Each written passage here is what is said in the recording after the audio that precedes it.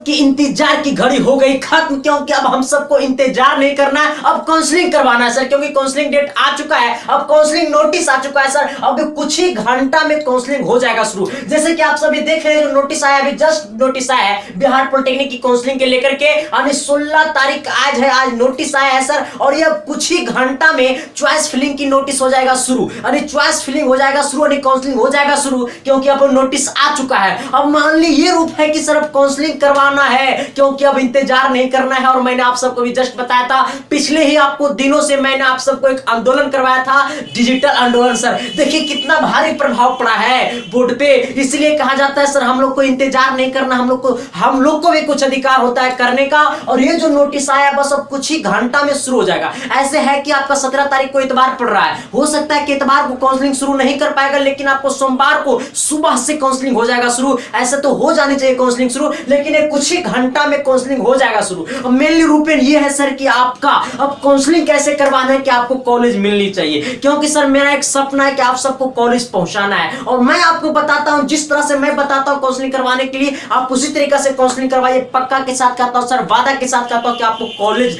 तक का सफर मैं करवाऊंगा। देखिए सबसे मेनली रूपेन तो ये है सर कि आप काउंसलिंग जो करवाइएगा ना, ये सारे बातों को आप ध्यान में नोट कर लीजिए। अगर काउंसलिंग आपको करवाना है तो काउंसलिंग तो करवाना ही होगा सर, क्योंकि आपको रिजल्ट आया तो काउंसलिंग करवाना ही होगा। जब तक काउंसलिंग नहीं करवाएगा तब तक कॉलेज कैसे मिलेगा सर। आपको पता होना चाहिए सर कि लेटरल एंट्री का, चॉइस फिलिंग का सब कुछ खत्म हो चुका है। उसका फर्स्ट अलॉटमेंट लेटर भी आ चुका है। जो लेटरल एंट्री एलई वाला भरा जाता है, इसमें 2 साल में पॉलिटेक्निक फाइनल होता है। इसमें पता है मैंने इसमें आपको टोटल मैंने लमसम 400 प्लस बच्चे का काउंसलिंग मैंने करवाया था, है ना। 400 प्लस बच्चे का मैंने काउंसलिंग करवाया था, जिनको मैंने बोल दिया था कि फर्स्ट अलॉटमेंट लेटर में आपका कॉलेज मिल जाएगा। तो लमसम हमको लग रहा है कि 350 प्लस बच्चे का फर्स्ट अलॉटमेंट लेटर में नाम आ गया, जैसे जैसे मैंने काउंसलिंग करवाया था इस अनुसार से। ये मेरे सामने प्रूफ है सर, ये मेरे आप देख सकते हैं। क्योंकि सर सोशल मीडिया सर अगर ये नहीं मिलता तो यहां पर ये बात मैं बोल नहीं पाता, है ना सर। बहुत सारे प्रमाण होंगे सर, आपके दोस्त भाई भी होंगे जो हमारे से काउंसलिंग करवाए होंगे लेटरल एंट्री का। तो सर इसका तो दूर की बात है, क्योंकि इसका चर्चा करना नहीं है सर,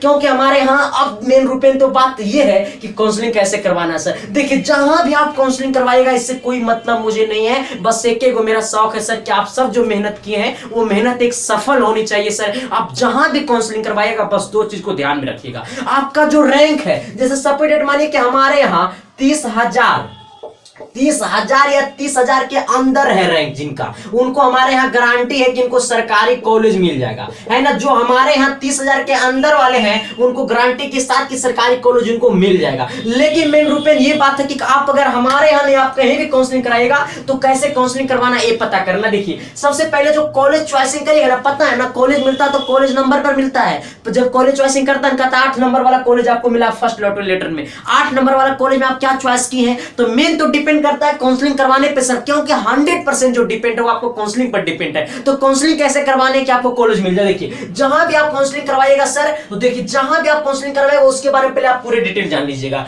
जो कॉलेज आप चॉइस कर रहे हैं, ना, वो कॉलेज आपके रैंक के अनुसार से सेट हो रहा है कि नहीं हो रहा है।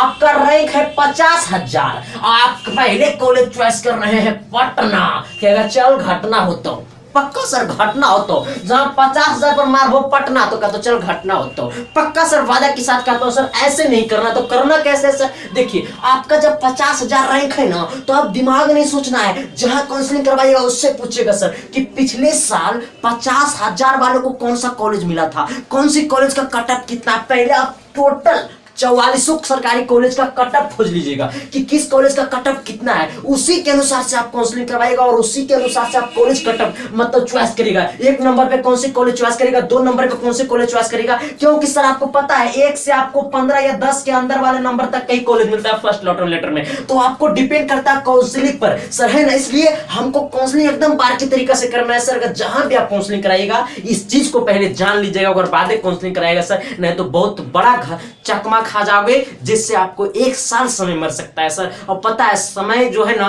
नहीं कहता टाइम इज द मनी और मनी इज द टाइम। इसलिए सर समय को महत्व दोगे तभी रुपया आपके पास आएगा, और रुपया को अगर महत्व देना है तो समय को आपको महत्व देना होगा। इसलिए कहा जाता है टाइम इज द मनी और मनी इज द टाइम। तो आप सबसे बस एक ही को रिक्वेस्ट है सर कि जहां भी आप काउंसलिंग कराएगा इस चीज को आप ध्यान में रख करके करवाइएगा। अगर आप हमारे यहां काउंसलिंग करवाइएगा तो हमारे यहाँ काउंसलिंग करवाने के लिए बस एक ही प्रोसेस है, इस प्रोसेस को आप ध्यान में रख लीजिएगा। अगर हमारे यहाँ काउंसलिंग करेगा तो अगर 30,000 के अंदर वाले तो इनको पक्का है कि हमारे यहाँ सरकारी कॉलेज मिलेगा, एक कंफर्म के साथ है कि इनको सरकारी कॉलेज मिलेगा।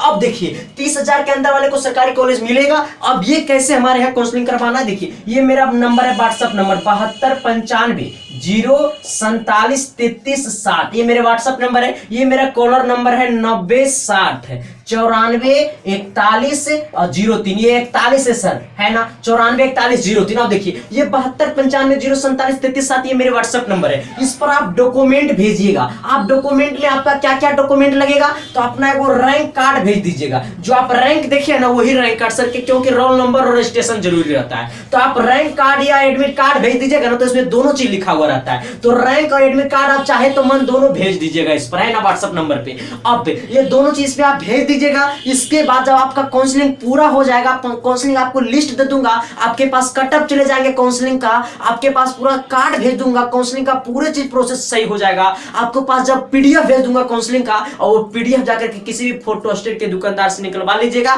क्योंकि कॉलेज के एडिशन टाइम रहेगा तो वही पीडीएफ आपसे मांगेगा, है ना। तो अब जब सब कुछ हो जाएगा तब हमारा काउंसलिंग जो चार्ज है वो आपको 500 रुपया लगेगा। देखिए सर 500 रुपया कोई बड़ी महत्व चीज नहीं है, क्योंकि सर हमारे जो टीम होती है ना वो सच की तरफ काम करती है। सर आपको मैंने बोला ना कि 400 मतलब प्लस बच्चे को मैंने लगभग काउंसलिंग मैंने करवाए थे, है ना, जिसमें आपको 300 प्लस बच्चे का फर्स्ट अलॉटमेंट लेटर में नाम आया। कितने आप लोग को भाई दोस्त होबे करेगा, साथियों तो पता होगा आप सबको, है ना सर, इतना को मैंने काउंसलिंग करवाया था, है ना। इसलिए अब देखिए क्योंकि सर हम लोग एक अस्थायी टीचर हम लोग हैं, तो हमारे यहाँ तो गलत काम होने की कोई संभावना बनता नहीं है सर, क्योंकि हम लोग रुपया के लिए काम नहीं करते, बस आप सबकी सेवा करते हैं सर। आप सबको बस यही मेरा एक उम्मीद रहता है कि जिस कॉलेज में मैं जाऊं वहां मेरे बच्चे हो, कि संदीप सर ने मुझे मदद किया था, है ना। इसलिए जिनको भी काउंसलिंग करवाना होगा तो इस पे काउंसलिंग करवाइएगा। यही मेरा फोन पे नंबर है, पेटीएम नंबर है, गूगल पे नंबर है, और सब कुछ अकाउंट नंबर से भी आप पेमेंट कर सकते हैं। जैसे आपको पेमेंट करना है वैसे आप पेमेंट कर सकते हैं। तो आपको काउंसलिंग यहां से कंफर्म कर दिया जाएगा, तभी पैसा भेजना है, पहले पैसा भी नहीं भेजना।